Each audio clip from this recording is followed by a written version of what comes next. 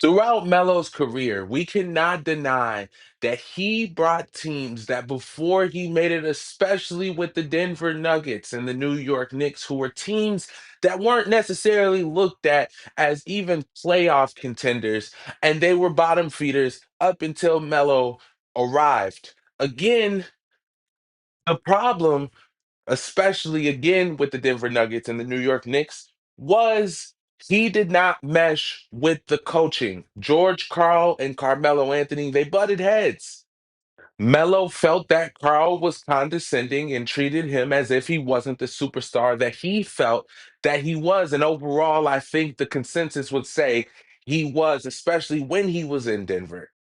And his situation with Phil Jackson, again, was a lot more about the system that was being implemented and how that system did not fit around what Melo's strengths were, especially offensively. To me, that should not have become, especially going to the Oklahoma City Thunder. Yes, they underperformed for the team that they had with Russell Westbrook, again, Paul George, and Carmelo Anthony. Having a team like that, you expect them to be able to make a deeper run than what they were able to make. But again, as we go into the offseason, it's not talked about as much because, again, he was able to end his career on his terms.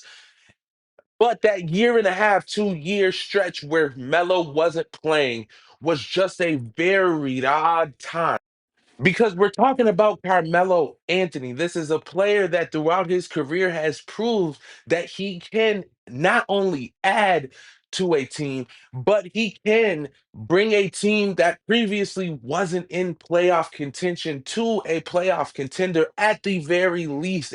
When you take a lot of that burden off of that player, I think one thing in Melo's career that he loved to do was to be on a team where he was the number one option. He had the option to go to Chicago and to win a championship and to be successful with Derrick Rose and Joakim Noah. We all remember that Bulls team.